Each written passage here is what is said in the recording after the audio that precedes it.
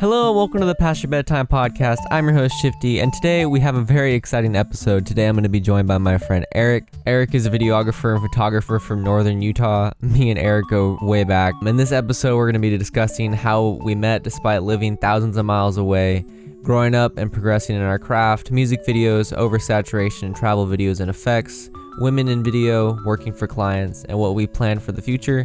This is a great episode. I can't really wait to share it with you guys. So without further ado, here's episode 13 of the Past Your Bedtime Podcast.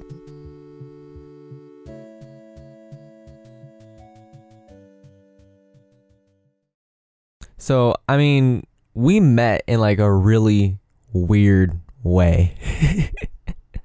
How did you even like get to find my YouTube channel or anything like that? I would basically I would watch a lot of YouTube. I still kind of do, but I would watch like a lot of gaming videos. 5-6 years ago, decided so inspired that I would make my own through the PlayStation editing software. And I thought it was so dope, and I was just like posting these videos of me playing, I don't remember, Overwatch and clips from I think Fortnite.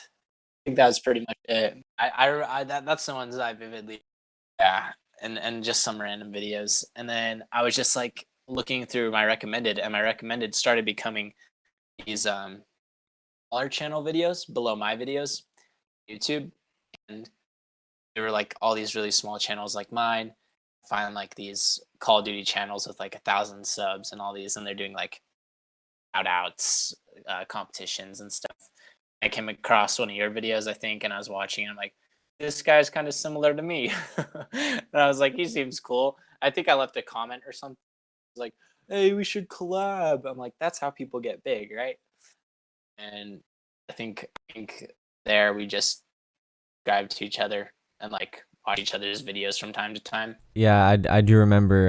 I think it was a YouTube channel called Prodigy or something like that. It was like a Call of Duty gaming YouTube channel.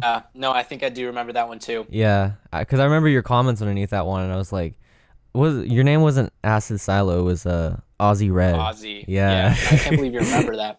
I actually remember you were not a Fox 246. Oh my god, I remember that.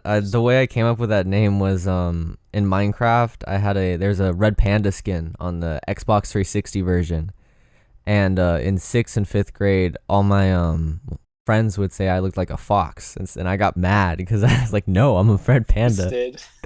And so I was like, my name's gonna be not a fox, and then I was like, I can count by twos. I don't even know where those numbers came from, just 246. Yeah, actually, with the old videos that I had, I just helped my dad fix his old computer, and I used to use that computer to make some of my like first Minecraft videos with like a camcorder.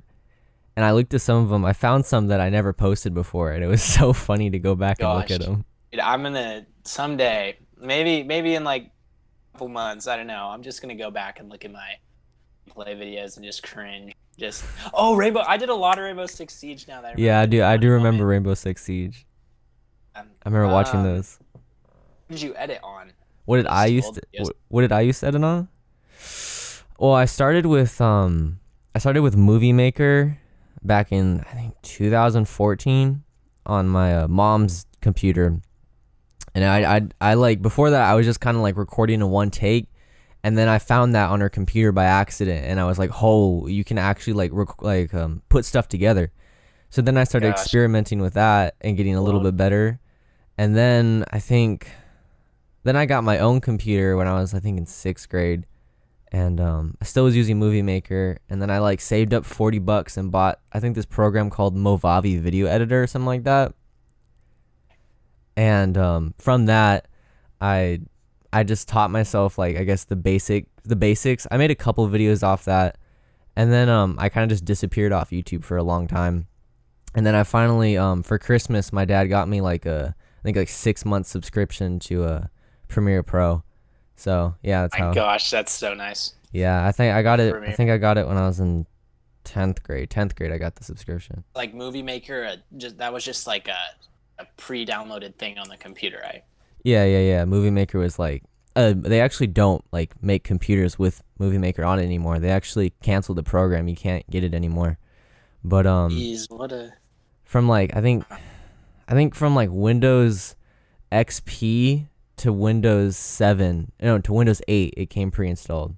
Honestly, I don't know and why they sorry, I didn't mean to cut you off, but I don't know why they got rid of it, honestly. I think it's like a great tool, especially for like short videos. for like people just starting out wanting to make videos for fun. Yeah, like for family videos, I used it for like family videos and to put pictures together and stuff like that for my parents. It's a pretty good program. Yeah, so and then your parents saw that and got you Premiere. No, they just my dad had known about my YouTube channel for a long time. Like he's the one that actually made me the YouTube channel because I wanted to start doing YouTube because I like got into YouTube because I saw like Stampy and other people like that make videos. So I wanted to make Minecraft videos too because I was big on Minecraft at the time. I've been playing the game since I was 8. And so I wanted to make those videos, and my dad has like always been a very overprotective parent in that sense, especially when it comes to the internet. And so he didn't let me. And so we made a deal, and when I was I think the summer of 2014, he was like, "Okay, I'll make you a YouTube channel." And so he managed the entire YouTube channel until I was like, I want to say like 12. Hey, he's just starting out, already has a manager. That's pretty great. No, so he like reviewed every video because he didn't want me putting my face in it. I think he just recently stopped looking at like the videos that I make, which I don't care. I don't care if he looks at what I make, but just like it was funny. It still is funny. I'll say like fuck in a YouTube video, and then he'll like be like, "Hey, why did you say fuck in a YouTube video?" No, that's kind of nice though. I never had the luxury of my quite caring. Mm. Or well, no, just not being really involved. It's like I don't know. My family just has always let me kind of do my own thing. That sounds terrible. I'm just like, I don't know. I just feel like family likes a lot of things. Everybody else is a lot of sports oriented, and I was the only kid to like not to do sports for a long time. And then I got into video, and nobody really cares. They're just like, oh, that's what he does. I like understood, but like it was actually kind of nice because then I could do what I wanted without any like pressure. I guess I don't know if you felt pressure with your dad. No, I never really felt pressure. It was just kind of like I couldn't make exact. Honestly, it kind of benefited me because like in 2016, I went through like this really edgy phase where I wanted to make like leafy videos, and my dad never let me. And I feel like if I would have made those videos, I would have regretted it now. So in that sense, I am happy that he didn't let me. And when I was younger, I wanted to make like these videos with my face in it, and I'm really glad I didn't because I still get hate comments now, and I don't even show my face in my videos for the most part. And I don't think me from like when I was younger could really handle those. I don't know. I haven't really received any. Well, I haven't really posted much. You posted some of those vlogs. Those are really cool. Yeah, well, yeah.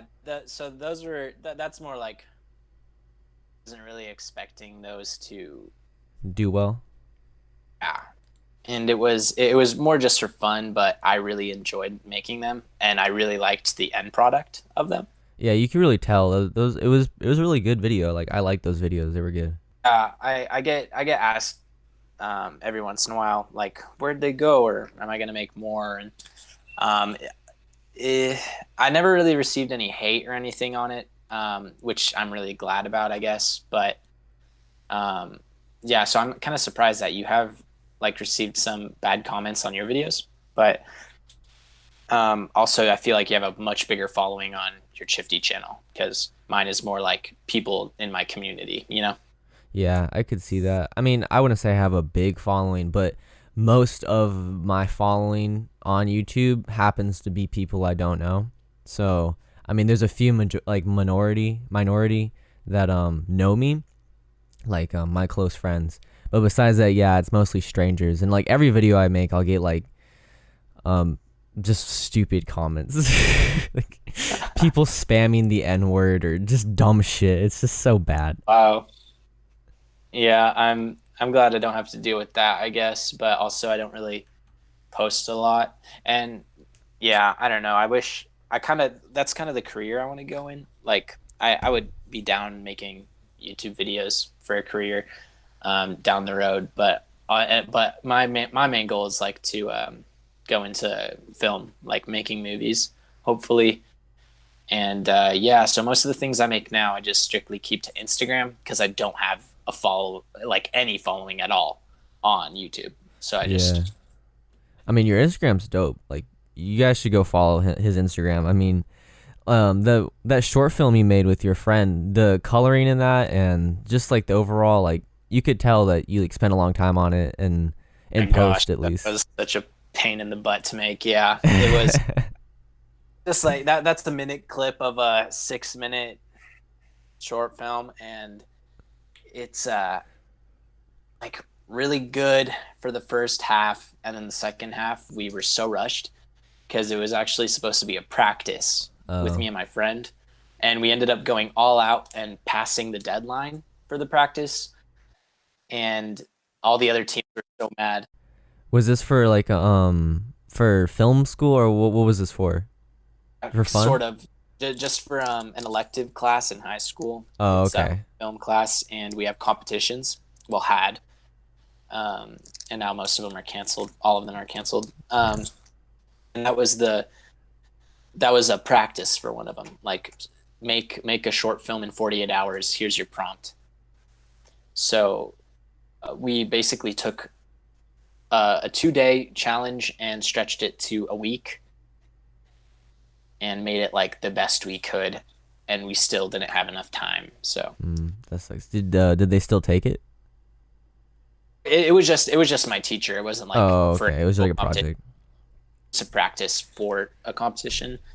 But the last competition we did, we took third, and we don't. The video that won, I'm trying not to be biased here, but it just wasn't good. And I didn't see the second, but my teacher told me it was worse than the first place, and I feel like it was pretty high quality. That's funny because that's what I wanted to ask you about, because I've taken, I guess you could say, and because I've moved high schools before.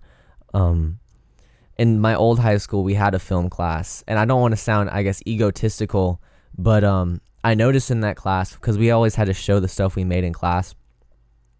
Um, Most of the stuff kids were making was not very good. And I'm not saying that I'm perfect, but you could definitely see like a skill gap in the class. Do you see that in your class?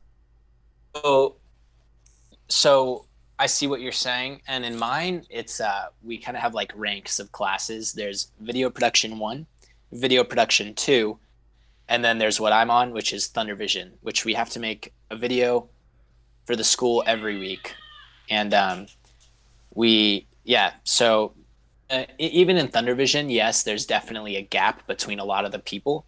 Mm-hmm. Like you have the people that everybody look up to, you know, like the top 10, and then you have like people that are really good, and you'll tell that, and these are usually the juniors, you'll tell that they'll be those guys next year when the seniors are gone. And then you have people that just you don't know how they got there, like they but definitely in the video production classes, like the first ones, there are some people that are really gifted right off the bat, and then there's a lot of people that are just trying to get a class credit. Yeah, I could see So that. yeah, I agree with what you're saying. There's always going to be a gap, but the one where we took third, that was between other schools in our Uh, district, and yeah, that they just weren't very good. They felt like a high school video, you know, yeah, like no, it I didn't understand. feel cinematic or like professional. It felt like a high They're school video. they're bad. Yeah, it was very silly, and the one that I placed, it's on the channel of my video class called Thunder Vision on Instagram, and yeah, that's what I do, and that's yeah. I don't know. Do you have one of those in your school? Like a No, that's really really cool. Like, I wish my school had that at some point. No, I've never actually. My school basically doesn't care about electives at all. We have that is so art. sad. We have art. That's about it. Um, you can either be in choir, band, art, or play sports. So I played sports and I'm in art. That is what That's at my school. I really wish there was something like what you have, because I know there's a lot of kids out there that really want to do video and don't have the resources to progress in that. And it makes me sad Right. that, because every school has, especially California, they get fucking massive budgets and they just put it all towards, sports or something like that. And it'd be really cool if, I do love sports, but it'd be really cool if I could see some of that money go to maybe a video program or something like that. Yeah, for sure. There's a lot that, like, let's see. My teacher is pretty smart, I'd say, and he finds ways to get money from the district. And there we have so much equipment, and like what's in our classroom right now, it's I think it was like around 300,000, like collectively. What do you Maybe guys have? Like a more. red? Like what Uh, is it? oh no, I wish we did. The best camera is gonna be for next year since school's closed now, and the camera is a C500, so a Canon um, 500 series, That's I guess, that's pretty good. and everything for everything that you need for it, it's like 40,000 plus. Wow. So that's our best camera now. But we have Sony cinematic cameras, basically the mirror of the Canon C200, C500. We have like three of those, and then we have the camera that I have. We have like eight of those, like A7 threes. We have those, and A7, I mean A65s. So, and then the intro cameras, like camcorders for the beginner classes. But and we have like lighting equipment. So it's just like, all the stuff that goes into film. It's like expensive, but Yeah. he finds ways to get money from the district, like just ways that he could get more. And it's a lot through CTE. The like they Utah is really big in film right now. All the schools have big film programs, and I love it. So that's why we are lucky like that. And when you were in a film class, was that the previous school that you were at? You said you moved schools. Yeah, it was at the previous school, and the only reason why they had it was because it was a private school. My grandparents paid for me to go there. Um Nice. and the class it really wasn't much. I knew more about film than my teacher did, and it really makes me sad that we don't, like Utah, what you said, no one gives a fuck about film in California at all, which is ironic because it's Hollywood, Right, especially how right. close I live to there. And it just really makes me sad that, we don't have the resources for that at my school, and there's really nothing that kids can use to get into that. I mean, you sound like a big camera guy. Do you own cameras yourself, or do you use the cameras at school, or both? Both, definitely both. I do own my own camera that I just bought recently, and it's fairly good. It's definitely not like crazy great quality. No, it's really good quality, but nothing like obviously a Red or the C500. It's just the A6600, which is a really good camera, but not like professional. It's Is great is for commissions and stuff. is that what you used for your short film? Oh no, no, no. I bet it still would have looked good if we did use that, but nowhere near as crisp, and the color probably would have looked all right. Actually, no, no, it wouldn't have done as good because how dark we were shooting. I don't think it would have done as well in the dark. Yeah, that's what I Um, was in. That's what I was impressed by, because I was like, these are really good shots for how low light it was. So I was just like, what camera is he using? yeah, no, that was the FS7. I the C200 we have is a lot better, but okay, now I'm just sounding like a giant nerd. But anyway, the camera was called a FS7, and it's like it's a beast. It's really great, cinematic camera. So that's what I used for my kleptomaniac short film. That's what it's called. See, you Uh, said that you sound like a nerd, and like that gets me excited, because personally I'm very ignorant when it comes to actual names of cameras and how they work, because I've never really gotten my hands on them. So why most of my videos are all animated, because I really can't use it. I mean, I have been fortunate enough to have cameras given to me by strangers. But did I tell nice. you that story, by the way? You didn't. I would like to hear Um it. I was on YouTube one day and looked up camera because I really want to get a new camera for myself because I just want to take like my YouTube channel in that direction, more live action. But so I was on YouTube and I looked up, camera review, and there was just one channel that came up, and I didn't know that it only had I think it had 1,000 subs, but it only had 2 likes on the video, and the video was old. And so I left a comment and I was like, "This is a really good video. Good job, man." And the YouTube channel responded back and he was like, "Hey man, thanks for the nice comment. Are you in the market for a camera?" And I thought it was a scam, but I just went with it anyway. And I was like, "Yeah, I am. I just don't know where to start." He was like, "I have old cameras. I might be able to send you one." I was like, "What?" But I was like, "Whatever, okay." And I was like, "Here's my email." And so he sent me an email and he was like, "Yo, dude, if you want to get this camera, you just send me your address and I'll send it to you for free." And I was like, "This is no way. This is no way." And I wasn't going to respond. And something in me was like, just respond. I was like, "You can't give your address out to random people on the internet. That's so stupid. That's Internet 101. And I was like, "No, I'm not going to do it." And after a week of leaving this man, just read, I didn't even respond to him. I was like, "Okay." And I gave him my address and I was so scared. I was like, "I'm going to die. It's over." Not less than a week later, there's a package at my door that was oddly shaped and packaged very nicely. And and it was oddly shaped because he put something else in there, so it kind of looked like a retarded star. It's like a star without a couple legs. It was like a 3-star. And so I opened it, and there's a little note that was said "have fun," and I opened up the and it was brand new camcorder. And I looked up the price. It was $600-$700. And I was like, "This what?" And I emailed him back, and this guy never responded to my email.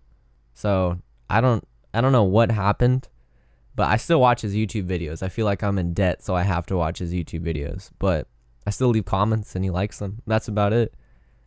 And with that camcorder, I got my first ever commissions. What was it called? What was the camcorder?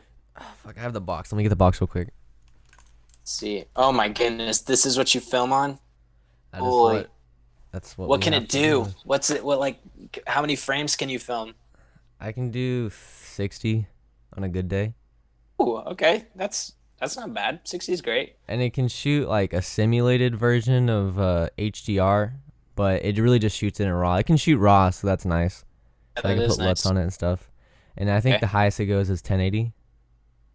All right. That's not terrible. So when you do 60 frames, then it goes down to 720, I'm guessing. No, it stays. Oh, that's really nice. Yeah. Yeah. My camera it was pretty expensive. It was 1.1K. So it was how much? $1,100. 2,000? Oh no, 1,100. Oh. The one I really wanted was 2,000. It's the step up. So I got, if you want to look it up, I got the A6600, which is the baby, and then this is easily the best camera out right now. That is a portable-ish camera. I've heard of the A7. What is it called? What's the fancy name for it? 7 Mark III. Mark III. Okay, yeah. That's what the eyes are. I've heard of that one before, and I've heard of the one that you have. I just they're pretty popular, right? Yeah, very. Yeah. Especially the A7, and if not that, then a Canon. What are they called? R5 or something like that. Whatever the Canon DSLR, is pretty much the mirror version. Canon color is really nice, but I would definitely save up and camera, because it's not what really shows how well you can make video is what you're filming with. If you can make great videos with that camera that you're making, that shows how good you are, because you're using a not a great camera, you know? Like you're using a camera that works and you're making like really great videos, which is super impressive, you know? Oh, thanks, man. Um, and then it's like you're not going to be good at film just because you have a really nice camera, you know? It's definitely the other way around. It's whoever is behind the camera because Yeah, um, not I everybody think can make a nice camera look good, you know? that's true. I think that like really holds up what you're saying, especially if you look on Instagram, because there's millions of like wannabe videographers out there, right? But if you look at their page, most of them have the standard slow motion with the time ramp of the drone shot. That's all they ever post. Yeah. And it gets monotonous and boring. And that's why I think people enjoy stuff that's a bit different now, because it's not the same shit, you know? Yeah, totally. I travel videos just like Travel get videos under my piss me off. skin. Yeah. With Totally. the built-in After Effects transitions, the zoom Oh transition. yes, the And then the time ramp, and then it goes the EDM climax with the time ramp. exactly. It's like the everybody right now is copying Sam Colder. Not only his style, his coloring, and he is amazing. I like actually enjoyed watching his. I think it was his 2016 or 2018 year in review highlight, whichever one is like the one that made him blow up. Hmm. That video is actually insane. Like he does some really cool stuff there, but now it's just kind of like getting It's bland. overplayed. It's just kind of like the Super 8 effect in music videos. It's like it's way overplayed. Yeah, yeah. It's like,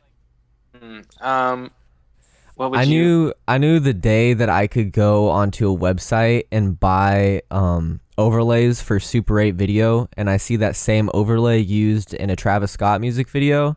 I knew that Super 8 was overplayed. Yeah, yeah. Definitely yeah, those overlays are very trendy, you would say, I guess, Yeah, and definitely used a lot. Yeah, that Super 8. That's the one with like the hole in it, the side, right, it's the of the whole. It's, left. it's film. It's a film look. It's a film look. Yeah, yeah. I, I would say It's for cool, but yeah, it is cool. not seeing it all the time. It just gets stale, I guess you could Especially say. when you know it's an overlay. Like if it's actually shot on film, it still looks dope. Because I know there's a couple ones that actually shot on film. Like I don't know if you Those, know the ASAP Ferg floor seats music video, directed no, by I haven't. Valentin Petit. He pardon me if I said his name wrong. He's French and I can't pronounce French names good.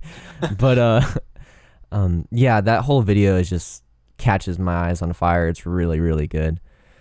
But like videos that just have like the overlay and you can tell it's just the overlay, they piss me off. It doesn't. It doesn't really add anything, Maybe like the first times when it was like, When it was new, yeah, when it was new. quirky. Yeah, that it was like, oh, cool. That's a thing. But it's like, I don't think it's something that should be so Widely used because used, yeah. all it is just black rims, I guess. Yeah, that's about Um, it. yeah, and just makes it look retro. Yeah. I don't know. It doesn't really add anything to the video, in my opinion. What Um, Super 8, like the Super 8 overlay is going through right now is what VHS went through from like 2015 to 2017. That whole vaporwave I'd aesthetic. say that's pretty accurate. Yeah. I mean, I think VHS is dope if you do it right. So, like some of my videos, right, I actually use a VCR, right? So it's Like, it's actually, VHS footage. But if it's just an overlay, I think it doesn't really do it justice. It doesn't look right. yeah, it's just kind of like niche almost. Yeah, I don't know. I'm just not a fan of it. I like vaporwave art, but and a little bit of the music. I don't know. I feel like especially with like the commentary community on YouTube, it kind of just ruined the whole aesthetic for me. That's the fun thing about video too. Trying to make something interesting or find the next big trend.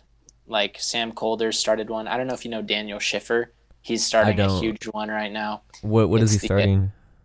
the the videos that flow through transitions in camera transitions. You should watch his pizza commercial. It's Oh, really I've seen that beautiful. one. I've seen that one. I've seen that one. I know what you're talking about now. That's the guy. Um, Yeah, I do like his edits. I've seen some of his he, videos.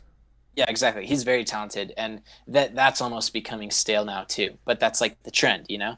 Yeah, and then This it'll die out, and then it'll come back. exactly how After Effects transitions, a Oh my huge god, thing, I and hate now those. it's all the rave is in camera transitions, and they're noticeably better, but they're becoming overused, you know. But people are finding new ones and new ways to do new things, and it's actually very interesting. But I'm just scared that it's all gonna get stale, and we're gonna have Eventually, it to will, learn. but you know, personally I do prefer the in-camera transitions way over Yeah, After Effects because it takes more skill. It's not just a preset you bought for $20 and threw it over your exactly. shit. It always looks cleaner. Like Yeah, it does. always looks cleaner. That's what I try to do. But yeah, I think that's for travel videos, especially like we were talking about earlier, they definitely go through stages. I feel like from like I guess whenever Casey Neistat first started popping, and until he kind of fell off, it was kind of like everyone wanted to be like Casey Neistat. It was the yeah. very rough, very nitty, very jump cut type editing style. And then after Casey Neistat, it was more of like a Peter McKinnon type style for travel videos, at least, where it was more cinematic and more, I guess, more professional looking, not as I guess caveman esque as you. I don't know if that's a word, but Casey Neistat's editing is pretty rough. Not saying that he's not a great creator. I think he is. Just his editing is very rough and different and unique. I And so honestly Peter haven't McKinnon, watched a lot of him. well, the videos that you can see, like he does a lot of stop motion, and not anymore necessarily, but he's like a big jump cut fan and stop motion fan. And with Peter McKinnon, it was very After Effects transition. Very, you have to light everything properly. LUTs were a big thing. Not saying that's necessarily a wrong thing. That's just where, I guess everyone tried to copy, and now it's going into a new scene like we were talking about earlier, which there'll be Yeah. another person. I think that it's very close to where Sam Colder is taking it. I feel like that's where we're at right now. At least where I live, like where I see a lot of the videos, because I'm friends like with a lot of video makers in my area, Hmm. just from school and other schools. Because it's surprisingly big here. My goodness. And the girls love their travel videos, and they are all the rage about Sam Colder, and so are the Granola Boys. The Granola Boys love Sam Colder as well, and they slap on fake Sam Colder LUTs all over their videos. And I mean, it does look good. I'm not saying it looks bad. It's just like It's overplayed. original Yeah. almost. But My favorite thing on Instagram is when somebody doesn't know how to put a LUT. what? Just like a gray video? No. Like they didn't shoot in RAW, but they put a LUT on it anyway. Oh, what? So it's like super It's like contrasty or something? really saturated and dark and just doesn't make sense. Yeah. Yep. Honestly, it I makes me happy. Yeah, no, it's very funny. I see not great videos all the time, and not really the technical wise, but just editing wise sometimes, Yeah, and it's like I've just oh my gosh, editing to beat has to be one of my favorite things ever. It's it's just so it's much so fun. simple. I feel like it'll never go out of style. It's just it's it's like a basic, like a step, like I don't know, what would you call it? A foundation, I feel like. And Yeah. it's so beautiful. And when I see a video that has a really nice beat, something like that, and then I look at Hmm. the editing and it's not taking advantage of that, I'm just like, You get pissed off. Yeah. "Oh, what are you doing?" There's so much more potential that could have been put in that. It just feels cleaner and it gives hard cuts a purpose. Yeah, Um, I feel like being a good editor is just a good base for a filmmaker in general. You totally. can buy the most expensive camera or get the best lighting or all the equipment, but if you can't throw you have to have a good eye for it. And if you don't have the eye to put those It's clips true. together in the right way, you're not gonna make it. I'm much better at that than like I feel like I have a much better eye with editing than actually shooting. Like sometimes when I shoot some stuff, I'm like, what was I doing? I'm like, how did I not see that and that? But for editing, like whole editing is essentially just problem solving. That's it. That's You have true. That's what I say. It's patterns and problem solving. That's all it yeah, is. you have this list of like you have this plan, it's going well, and then all of a sudden you have this And then it list of fucks up. problems, and you Yeah. gotta figure it out. You gotta you gotta find the loopholes. You gotta do what you can to make it as best as you can with how badly you screwed up. So Yeah, that's true. that's why I love it And though. yeah, Fun. and I feel like I benefit a little bit because you were saying that you like when you're editing and you see what you shot and you're like, oh shit, this was not very good. You know, what was I thinking? I have, I guess, an advantage in that sense because I animate all my videos, so I can be like, oh, that's shit, and just go back and change it. Like, there's My no, gosh, I absolutely love your animated titles. Like when the text is flickering, you know? Like, do you know what I'm talking about? Like when you did, what video was it? where It it's might like have, it's like a different text thing. Like they it's jumble a like the little bit. same, yeah, exactly. It's like the same font style, but they're like, it's like going frame by frame. Oh yeah, those Like, take a long time.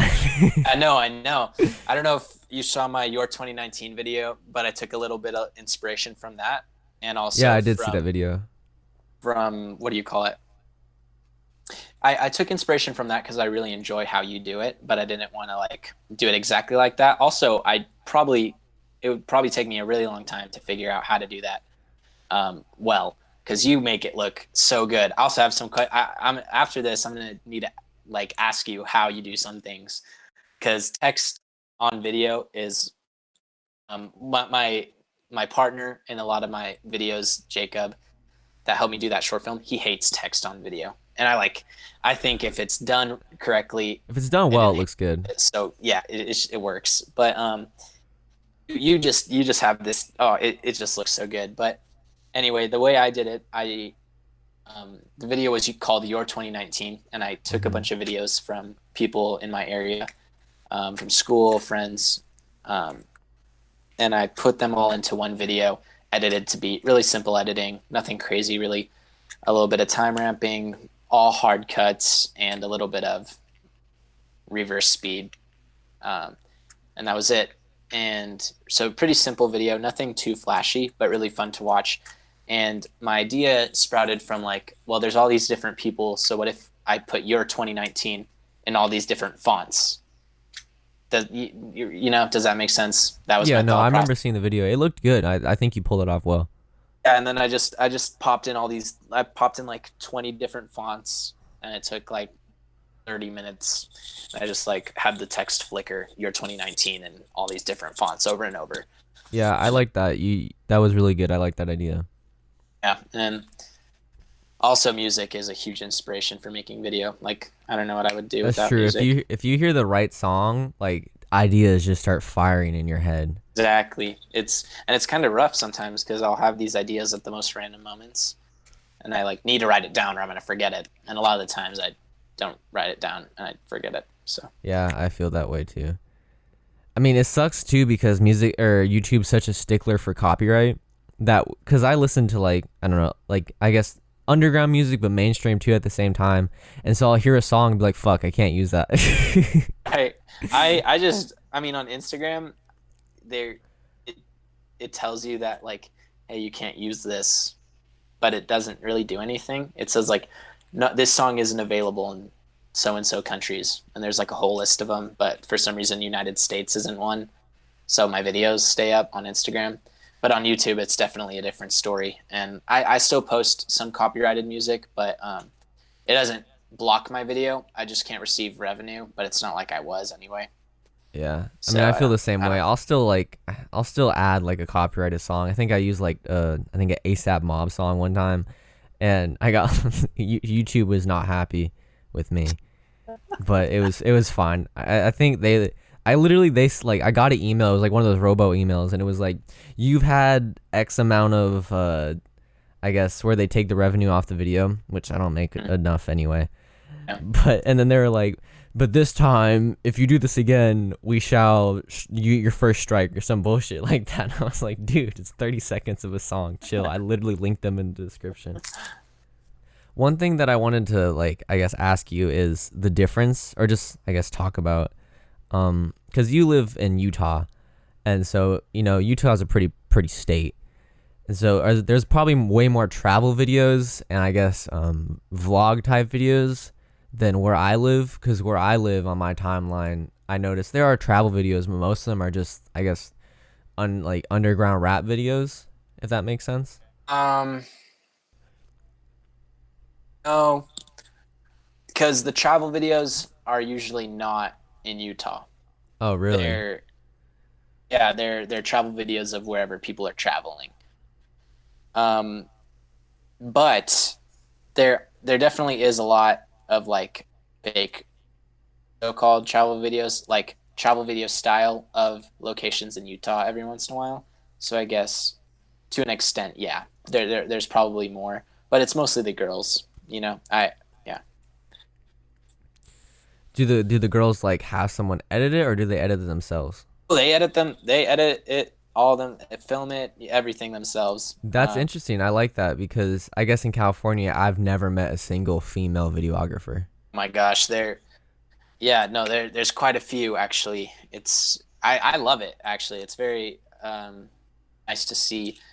But yeah, the like I have my friend, she is doing weddings right now, That's dope. and she's like one grade younger than me. She's a 11th grader, and she's already shooting weddings for like 1K. Wow, And that's good. my Good for other her. friend, my other good friend, um, we make videos all the time together, and she's more of a photographer, but she loves making Hmm. video as well. But she makes her profit off of photography, and that's like her bigger thing.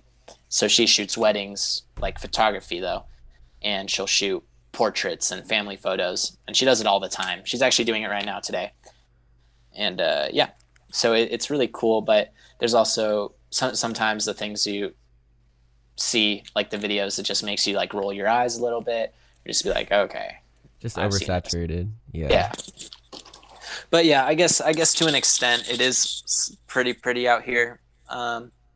And you'll see some videos, usually snow based or like up in the canyon, like mountain area, and that's about it. I think that's interesting that there's more there's like girls doing like film out there. I like that. That's cool. Yeah, a very surprising amount actually, and a lot of them are, dare I say, attractive. But no, I'm just joking. Not really though, but kind of. Um, yeah, it's Hit kind this of like man up. it's like the it's like the hipster thing to do. The They're always hipster like, thing oh, to I'm do. so quirky, and I'm I can I don't slap do together some shit cheer. in I Premiere. do video. Yeah, a lot of them Ooh. do another thing though. Like a lot of them are I like soccer or drill, which is just a form of dance. Yeah, I know. But yeah, basically we went from making gaming YouTube videos, and now what are you doing with video? Like, what was your progression? I started doing, I guess, Minecraft videos, and then it moved more into like a edgier, funny moments. Minecraft videos. Sorry. No, I'm just kidding. I'm kidding. Honestly, I'm gonna make a Minecraft video today. That's what I'm doing. Sounds J- awesome. I watch it. no, I started Minecraft and then moved into funny moments, so just gaming in general. And then I tried to go in like the video essay route, especially I guess in like 2018 ish, the end of the year. Cause I made that last video. That last gaming video I actually made was the one with you, playing Fortnite. Gosh, that was actually really fun. I thought that Yeah, I video did was enjoy that. super That was funny. fun. Yeah, and that was the first video I ever edited in Premiere. So that was a big milestone because it was like me learning an entire. I learned Premiere on that video, and Um, then I didn't on what video? on the Fortnite video So when we you made got it, together. That's when I got Premiere. Yeah, holy crap, what was that, like a year or two? that was two Yeah. years ago. Like crap, that's when you started. Wait, that's when. Wait. Oh shoot, dude, it's only gonna be a year in September for me of Premiere. Premiere. which is kind of crazy to think about. Really making videos in general, like other than gaming. But I had a lot of Yeah. experience from PlayStation. Anyway, sorry, tangent. I learned Premiere on that video, and then I moved. I didn't do anything, honestly. I didn't make any videos. I honestly quit YouTube because I didn't like it. And then in 2018 at the end, so like in August, I made that Minecraft video essay. Video essay. Oh my gosh, yeah, that thing is beautiful. I mean, there's a lot of blatant errors that I like cringe at when I watch it. I just rewatched it recently. And You're but your I think biggest the critic, man. message, but I mean the audio wasn't leveled right and all that stuff. But I think people resonated with it and the message of that video, and that's why it's probably the most successful video on my channel besides how to feed a dog in fucking Minecraft, which has like 4,000 views, which pisses me off. It does. It makes me so Doesn't know how to mad. feed a dog. What? No, wait, hold on. I'm gonna check how many views this has right now. I'm gonna get so angry. Hold on. People looked up how to feed a dog on Minecraft. That actually like boggles my mind. Yeah, hold on. Yep, has 4,000 views as of today. Jeez. Like, wait, what's the exact number? 4,000? It's 3,987. Oh my gosh, I will go watch it. You gotta spam click. Anyway, so I think that's why the Minecraft video essay video was the most popular. And then after that, I did a couple more gaming ones, like the Cuphead video I did. And Oh yeah, then after that that, video. I started editing for other YouTubers. So I didn't post much on my YouTube channel. And then I started experimenting with, I guess, just doing podcasts, which, I liked at the time, but I didn't really like treat it as one. And now I'm starting to treat it more as like a formal like thing that I would listen to myself. Because before I was just kind of rambling for 30 minutes. But I know, I remember that. yeah, it's how you grow. And so I didn't really come back for a long time. And I kind of just took a break off YouTube and didn't make any YouTube videos. And then that's when I made a short film about being insecure video that I animated. Oh my gosh, And yeah, that is a seriously great video. thanks, man. And Style of it so is so. yeah, that was a style. I wanted to make something that I never really saw on YouTube before. Like a little bit. It was influenced by, I don't know, if you know who Sneeko is. Um, yes, I do. I do. Yeah, it was influenced a little bit Yes, by him and stuff like that. yeah, I could see that. I could see that. Then now I'm here. now now I'm just making whatever I want. I think the reason why I got back into making videos was I got really into VHS and like making overlays and figuring out how to like convert videos from, tapes onto my computer. So that's really what, because I have two cameras. I have the one that we were talking about, and then I have a old camcorder from the 1970s that takes 8mm tapes, and I figured out how to put those on my computer. So ever since then, I've been using those for most of my videos. With the VHS that you had been using, how do you do that? Do what? Animate or No, the? convert So VHS to digital. all right. So basically, I have my camcorder, and it has like an out thing that's supposed to be put into a TV. And so I bought a coaxial cable to HDMI converter, so it's like a splitter. And then I run that into the back of my Xbox One. I have an Xbox One, and it has a HDMI in on the back of it. And so from there, I have my Xbox One plugged into a capture card that I used to use to make gaming videos on. And then I have that plugged into my computer. My capture card's plugged into my computer.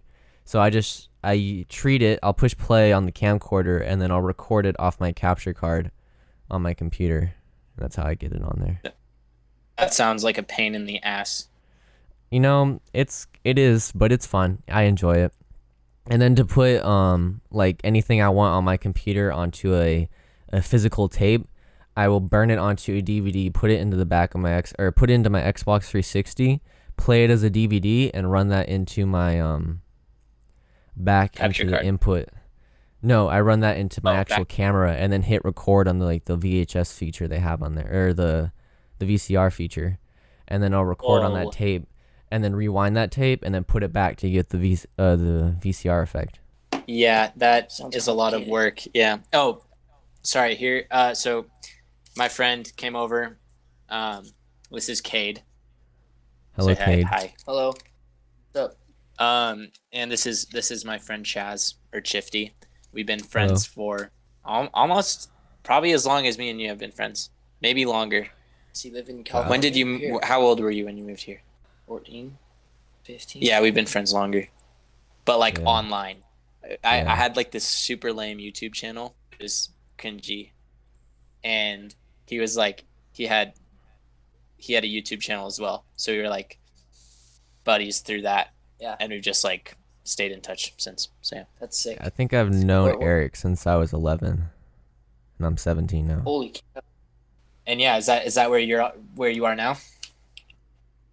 Yeah, that's kind of where I am now. I mean, I was, I don't know if I want to get into it for legal reasons, but I was kind of going out and trying to get into recording. Like, I wasn't trying to. I was getting into like recording hip hop music videos and rap music videos and I saw some of that. going to shows and stuff like that. I mean, I can't now because COVID, but there was other things that had me stop. Oh, but- I see. I mean, it was fun while I was doing it. I think the biggest thing I learned from that was not to rush things and not to suck people's dicks that don't show you respect. Because it's facts. Because the way I was doing it was I was literally DMing like 60. I was doing the Gary Vee approach, which is good, but it's bad at the same time. Because what I would do is I was DM 80 rappers in my area. Most of them had less followers than me and had trash ass music. And I'd say I'd do a music video for free for you. And most of them would not give me the time of day. And some of them treated me badly, right? And so I was doing free work, being treated like shit, and wasn't really getting anything out of it because these rappers were sucked and they're never going to be put on. And I'm like doing videos for them for something that's not going to, it's going to be seen by, it's going to get 20 views. Yeah, but also it's like better quality than they really could probably afford. Yeah, it's true. And so I was going to like, I mean, to be in that area, you have to really be confident in yourself. And so it's honestly kind of like funny thinking about it now where like I'm this skinny white kid, right? I mean, I am Hispanic, but I look mostly white. Yeah. And so I'm going to these hip hop shows where it's predominantly all African people, and they're smoking and doing dumb shit. There's guns and stuff like that, and I just walk in, and you just have to have confidence and walk in and dap the first person you see up and like, I'm the videographer, and then they're like, oh, all right, bet, and they let you in for free. Yeah. That sounds actually really nice. Here it's a bit different. They're like really strict and everything's like Well, I mean, because you said there's a lot of people doing it there, right? doing video. I'm talking about getting in concerts, but yeah. Oh yeah, I mean, I saw you did something for some band. Is that right? I'll touch on that, but I agree with what you're saying there, and I'll touch on that when I get there. But yeah, what and then what'd you do after rap? Is that pretty much where like after? No, because you're not doing that, right? I'm still doing it. I'm just kind of doing it my way now, and I'm actually making money off of it. Because for a while, I was just I really wasn't making money off of it, and I was putting a lot of effort into it, and I was, I mean, I don't like putting it this way, but I was going to like really bad, situations, and I almost got shot one time. There was a lot of things that I made bad decisions. I was sneaking out. I was doing a lot of bad stuff. To get into that position because I wanted it really bad, and I still want it, but I need to do it slowly and my way. And so now I'm doing more art commissions for like artwork and stuff like that, and I'm making like this week I made like $300 off just drawing art for people, which isn't a lot, but it's a good place to start. That sounds awesome. Yeah, and so that's what I've been doing. And then my dream in life, my goal in life is to make music videos. That's what I want to do. Yeah. It's just hard to get that first artist, because no one's really going to give you a shot until you get that first music video done. Yep. No, totally. I'm very pumped to start making music videos. Like that's one of my favorite mediums in video. Yeah, it's one of my favorite too. Like my entire, like, all my creative energy, I'd like literally sit and study music videos. I'm such a fucking nerd. Like, you can ask me any music video and Tyler I the can Creator, break. see you again. That one was really, really cool. I liked how it was made on a ship. That was dope as fuck.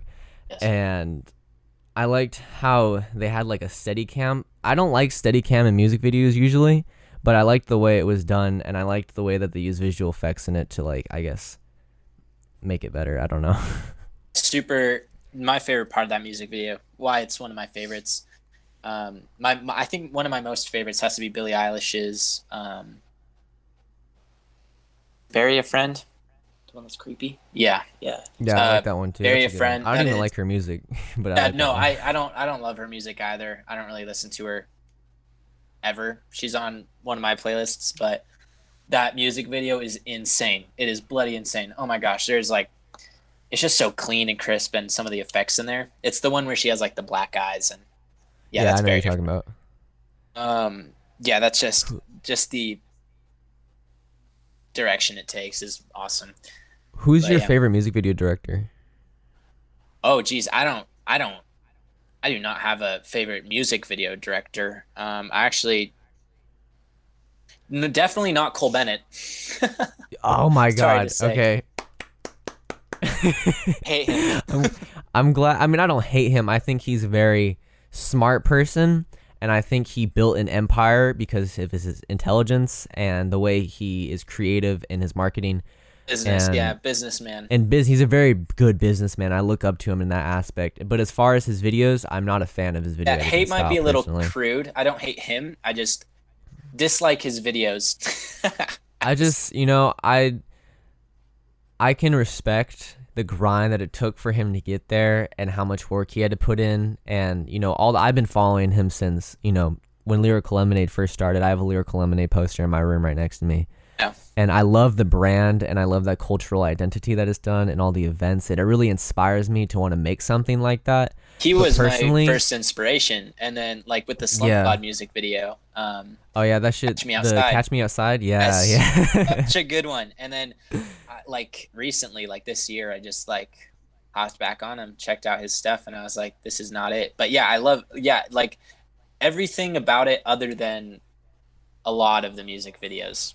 I don't like I guess the editing style that he chooses to go with. Like, some of his videos I really, really enjoy, but I'm just not a fan of, I guess it kind of feels incomplete in a sense. Totally. I would say I can't really think of a video offhand that I feel this way about, but there's amazing music videos that he's done. I'm not trying to discredit him, but For just sure. in my opinion, I feel like a lot of his editing style in general feels incomplete and kind of feels amateurish. Mature, definitely. And I think that has kind of negatively impact, I guess, music videos for hip hop in general, because everyone wants to bite off Cole Bennett. Right. And That's so true. you see a lot of that look, the same shot of the going through the eyeball and the masking out. So it's like crudely masked out to the next transition of someone walking away. Exactly. And I'm just not a fan of that style personally. I would say my favorite video directors would have to be Lone Wolf. He's an underground video editor. You should check him out. Brother, or probably, I mean, they made the Goosebumps music video. Big Or Goose. Travis Scott's Goosebumps not music seen that video. You should watch it. That shit will change your life. That music video, the Goosebumps music video, made me want to become like a music video director. I'll watch it. And what else have they done? I mean, they've done a lot of stuff. I would say, Brother Valentin Petit. I don't think I'm pronouncing his name right, but he's really good. And Og in general, they make all like the ASAP Rocky music videos and just ASAP Mob in general. Oh my gosh, ASAP Rocky music video. Kids will Yeah. turn out fine. That's Yeah, my favorite. that was directed. That all was time. directed by Og. That is.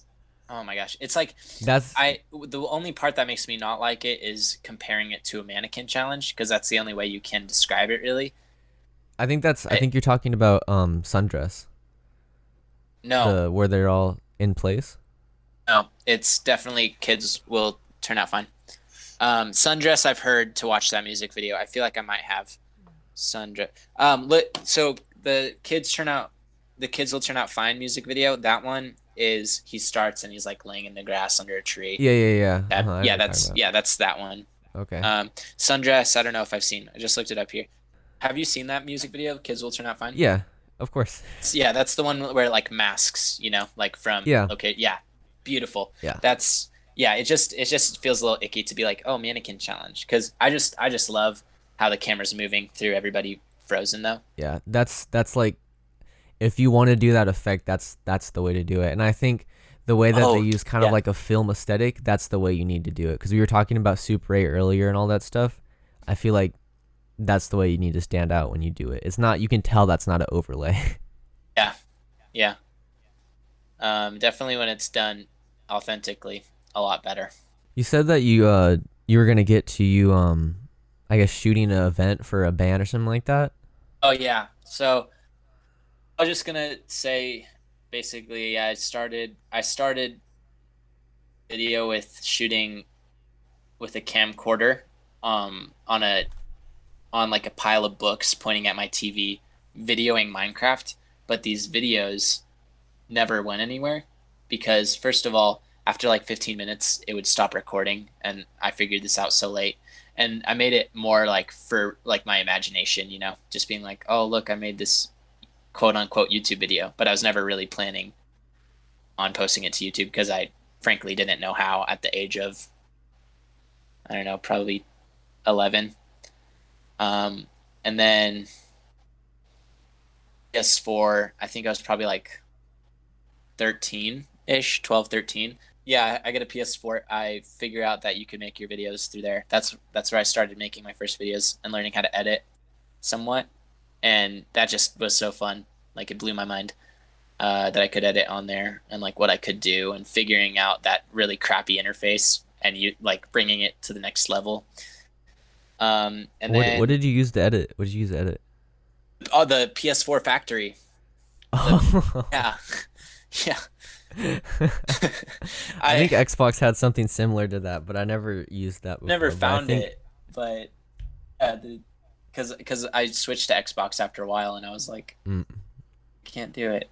But that's what I used, and it was really bad. And I would find these ways to do the things I wanted to, and I was so happy every time I did. Like there were so many things that just made no sense on why it would happen, and yeah, it was a pain. It was so fun though.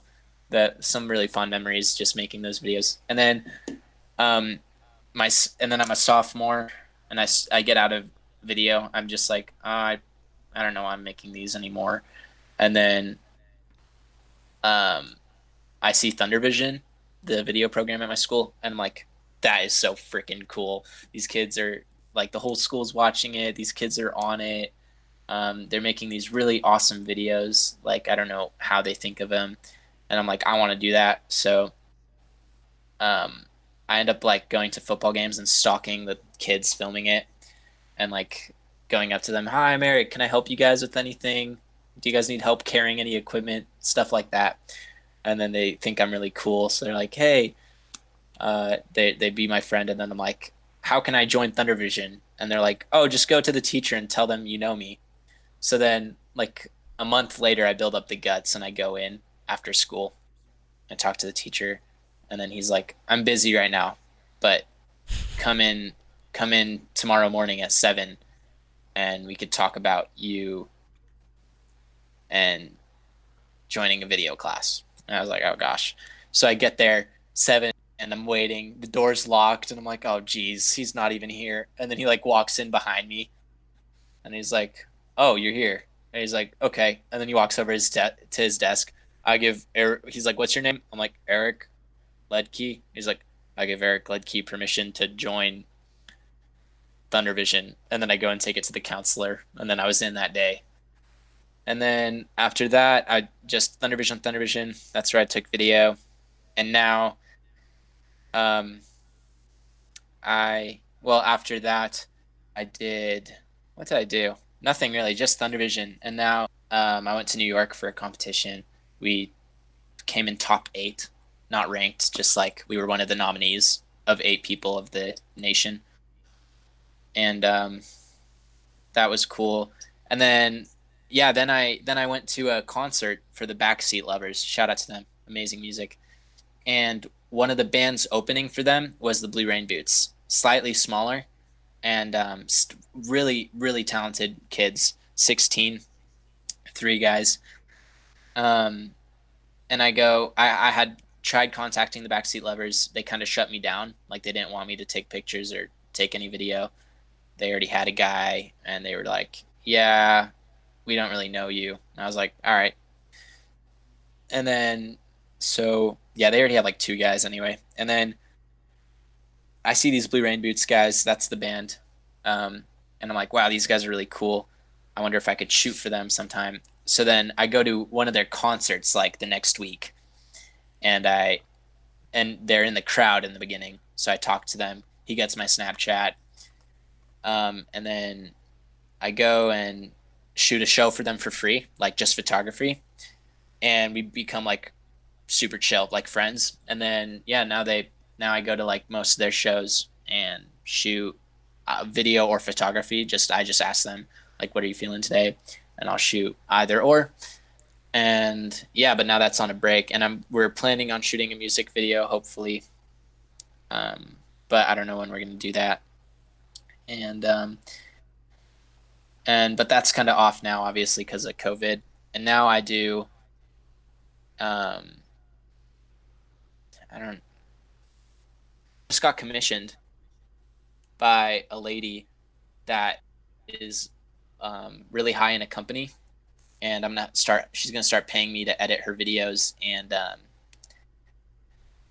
and shoot some of her videos and shoot some really big production videos for the company. Advertising. Yeah, and it's gonna be really good. I'm excited about it, actually, and that's where I am right now. But basically, what I was gonna touch on was I basically got in with this band by shooting one show for them for free. And I think that's how to do it when you really, especially if you like the band. Yeah. Because I really liked their work. Like they're awesome.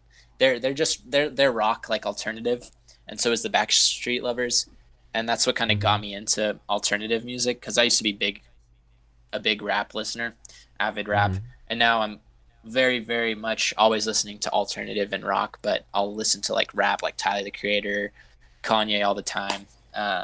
Just a bunch of different rappers. I can't name them all. But it's just on my huge playlist. But that's where I am now. That's the way you got to do it. That's the way you have to do it. You know, you just got to put yourself out there, you know. Exactly. I've noticed that people don't respond to DMs as much as they respond to just real life interaction. So if you can actually go and, you know, face to face ask them questions and shit like that, they'll actually, you know, respond a little better. Or they might not, you know, turn you down as fast because you're actually in their face, you know. Because it's like more awkward. Yeah, it's more awkward to be like, nah, fuck off. You can't leave someone on red in real life, you know. That's just not how that works. I noticed like a lot of people ask me, like I have friends that want to get in the video, they just really don't know where to start. And they ask me, well, how do you get your first client? And like that's something I just figured out recently. It's just you have to be willing to do free work for a little bit. But doing free work doesn't necessarily mean you get treated badly. It means you do free work for people that you actually like.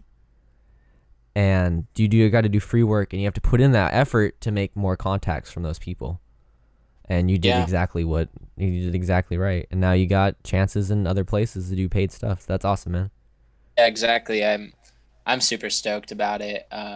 Shooting concerts is fun, but not like I just really want to shoot a music video for these guys, and then hopefully like move up to the Backseat Lovers, because yeah. I really like the Backseat Lovers a lot. They're awesome. Not only to getting into video, like for a career is just about your connections and like how you can get yourself out there. But to get better, it's all about making video, which is literally what everybody says. But I mean, it's true. Which is what I've been terrible at lately. I have not made many videos as of recent. Yeah, same. But what are your views on film school? From what I've heard, I feel like film school is not worth it. That's what I've heard too. Yeah, so I don't know. If you go to like an art school, that's kind of what I want to do. And if I can't get in like a really good art school, I'm just gonna go to like, I don't know, whatever college I could get in, and could get into marketing, business. So that'll propel me. I mean, it's always good to like do that because then I guess you have other options, but you can also network at that college you go to because maybe it's not an art school, but fraternities still need videos to be made and stuff like that. But I think that, yeah, man, that's great. I forgot what I was gonna say. Well, yeah. That's pretty much where I am now. Just really beginner freelance work. Yeah. Been commissioned by like some really low rapper to do his album cover. I had this I super mean, hey sick man, idea, and I that's was very lazy though. I still haven't done it. I'm not gonna do it actually because I was that the thing you were asking me about for Blender? no. That's for what do you call it? The Blue Rain Boots, the band I shoot for. It's really difficult, and I have a lot to learn in Blender, but yeah, I'm gonna give it Blender is like the worst program to like for beginners. It is so badly laid out, and I honestly so many try to tabs. stay away from. Yes, I honestly try to stay away from Blender as much as humanly possible. I'm not a I fan. mean, it's awesome that it's free though. Like there's like Oh it's yeah, crazy like what you could do with it, but it's yeah, I don't know. it's hard to learn, but once you get the hang of it, like I finally started getting the hang of it, and it's it's I mean it's a good program. It's just it's not as user friendly as most other ones. Yeah, no, for sure. I feel like that's a lot like how like any editing, like professional editing program is. Premiere Hmm. was like an alien language for the first like month and a half I was using it, and then I just had to ask Really? some questions in my class because Uh I didn't even know that there was like shortcut keys and stuff. Like I'm not a big computer guy, like huh. I don't really know how to operate them well. So like it was just like I would just have to ask, like, annoy the crap out of my peers and be like, how do I do this and this? And now I know That's good. pretty much all this I stuff. would say it was probably the opposite for me, honestly. Like when I first got my hands on Premiere, I was like, "Whoa, this makes a lot more sense." I don't know why. It was just, I don't know. It makes sense to me. I never really had to face that issue, but I'm glad I, that you figured I it feel out. like it's very well laid out, but It is well laid out. It's very. I would say that it makes the most sense. I've used a lot of video editing programs, and I feel like it beats a lot of the other ones because of how nice. Like it looks pretty. It doesn't look ugly like Sony Vegas or something like that. And it runs well and it's played out well, like you just said. yeah, no, the interface is like really, I don't know. I'm just kind of stupid, honestly. Um, but yeah, that's yeah, love Premiere though.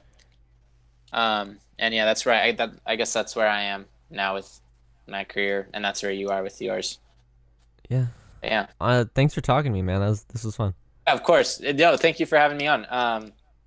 I have, yeah, I'll just ask you over text or something, or over DM how you did, because I want to figure out how you did some things with the text, the Just animation. ask me. It's fine.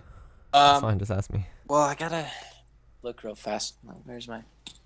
It was. Oh well, actually, what do you animate it on? Like each frame. What is that on? This is not probably the answer you're looking for. I use a program called Paint.net. It's free, but Yeah. it is a pain in the ass. Oh. um, it's a nice free program, but I would say that if you want to get into animation, I would probably try a different program. I've just been Okay. using the program since I was 12, so I'm pretty familiar with it. Ah. It's not made for animation. I just enjoy the effects that you can do in that program. So that's why I personally use it. Okay. And So the way I'll do it is, I didn't mean to cut you off, but the way I'll good. do it is I'll take like a reference picture or something like that. So let's say I want to animate a street, okay? Or a car going down a street. So I'll take a picture of the street and like take another picture of the car I want, and then from those pictures I'll draw over it and kind of figure out how I want it to look, and then I'll animate the car coming through frame by frame, and then I'll put those frames as a image sequence into Premiere and then slow it down a little bit so I don't have to use as many. Yeah, And that's about it. you know when you do the created by Chifftie? That's actually really really simple. Basically, you just make like 3 layers in Photoshop or whatever program you're using, and then just write out created by Chifftie. Okay. Make another layer, and then over that write created by Chifftie, and then make another layer, and then trace it, and then now you have 3 separate layers, and then you just render each layer out in a separate layer, and then in Premiere Pro, and then Premiere Pro you just loop it back like over and over again, so it changes. So that's how I thought you did it. But what I'm really curious about is like the texture, like the way it looks. How did you do that? You know, the texture is it's a custom texture only in Paint.net. That's why I use the program, because it gives it that look, that zoom in grainy texture. Is that what you're talking about? Yes, that like I've been trying to get that on. Yeah, it is only. It's like a film look, and it's in a special plugin for Paint.net. Okay. If you want, I'll send you the batch file for it. Sure. Yeah. Because that's what really makes that stand out to me. You know, because it's like a bit out of focus, like not sharp around the edges. Yeah, it's not sharp, but it still has that look. Yeah, and it's like it just looks like it's alive almost, if you get what I'm saying. But yeah, that's what I was just super curious about, because that's what I want to add to like my text on videos, like just that little bit of texture. That little bit. So it just like adds that little bit. Yeah. But yeah. Anyway, thank you for having me on, dude. We should talk again, because yeah, this was fun. Anyway, but thanks, man. Yeah, anytime. Just and if you ever need anything with video or I don't know anything, let me know. I got you. Thank you so much for listening to episode 13 of the Past Your Bedtime Podcast. This one was so much fun to make. Big shout out to Eric. His Instagram will be in the description down below. Links to all the music in this video will be found down in the description. The Past Your Bedtime Podcast also is proud to announce that we have a new day that every podcast will be released. Every Monday at 9 a.m. Pacific Standard Time, you can come back and listen to another episode. Anyway, that's it for this week. Thank you very much for listening. My name's Chifftie, and peace out.